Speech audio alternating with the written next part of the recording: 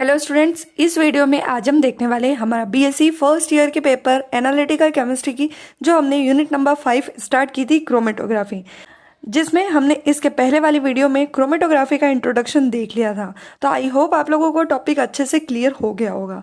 अभी तक जिन स्टूडेंट्स ने वो वाला टॉपिक नहीं देखा है तो डिस्क्रिप्शन में आपको लिंक मिल जाएगी, हम वहाँ पर जाकर चेक कर सकते हैं। आज का हमारा टॉपिक है प्रिंसिपल ऑफ क्रोमेटोग्राफी, यानी जो क्रोमेटोग्राफी होती है वो कौन से प्रिंसिपल पर वर्क करती है वो आज हम देखते हैं। तो फटाफट से स्टार्ट करते हैं। लिखेंगे, as we know that the main purpose of chromatography is the separation of the mixture, यानी हमको पता है कि क्रोमेटोग्राफी का यूज किसी भी कंपोनेंट को सेपरेशन करने के लिए किया जाता है ना। क्रोमेटोग्राफी का मेन पर्पस ही होता है separation of the mixture. The separation of the component present in the mixture occur on the basis of their adsorption in different phases। यहाँ पर बोला गया है कि किसी भी मिक्सचर के अंदर जो कंपोनेंट होते हैं उनका जो सेपरेशन होता है वो उनकी एड्सॉर्प्शन प्रोसेस पर डिपेंड करता है। ये एड्सॉर्प्शन प्रोसेस जो होती है वो अलग अलग फेजेस में अलग अलग होती है ना। तो ये जो हमारा मेन प्रिंसिपल है यही है, ये लाइन बोल रही है the separation of the component present in the mixture occurs on the basis of their adsorption. ठीक है, यहाँ लिखा है that is when one component of the mixture is more affinity towards stationary phase than the other component, then it says there while the one having less affinity moves over a longer distance and it absorbed at some other places and thus the component of the mixture are separated. अभी ये क्या बोल रहा है ये मैं आपको diagram से बताती हूँ। यहाँ पे ये बोल रहा है कि मिक्सचर के अंदर जो कंपोनेंट होते हैं उनकी स्टेशनरी फेस पर एफिनिटी कम या ज़्यादा हो सकती है। किसी कंपोनेंट की एफिनिटी मोर होती है और किसी कंपोनेंट की एफिनिटी लेस होती है ना।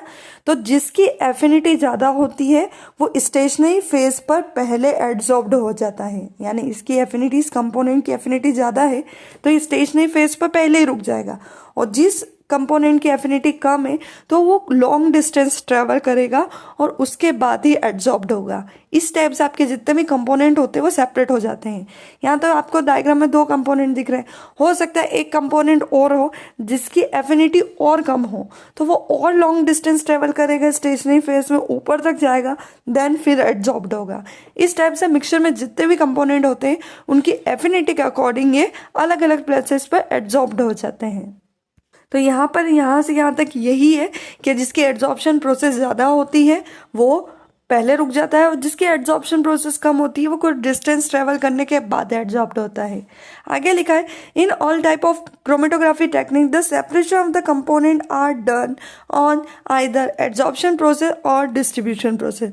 जितनी भी क्रोमेटोग्राफी टेक्निक हम देखेंगे, जितनी भी क्रोमेटोग्राफी टेक्निक यूज़ की जाती है उनका प्रिंसिपल दो प्रोसेस पर डिपेंड करता है, या तो उसमें एड्सॉर्प्शन प्रोसेस होती है या फिर डिस्ट्रीब्यूशन प्रोसेस होती है। क्लियर?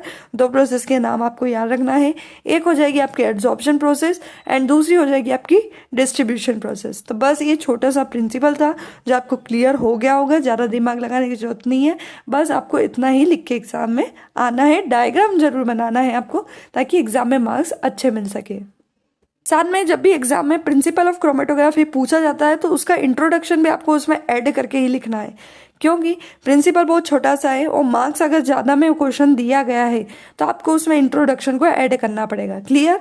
तो ये था आपका इंपॉर्टेंट क्वेश्चन। आई होप आप लोगों को टॉपिक अच्छे से क्लियर हो गया होगा। वीडियो पसंद आई हो तो वीडियो को लाइक करें, सब्सक्राइब करें, शेयर करना बिल्कुल भी ना भूलें ताकि नेक्स्ट वीडियो आप तक समय पर पहुँच सके। Thank you.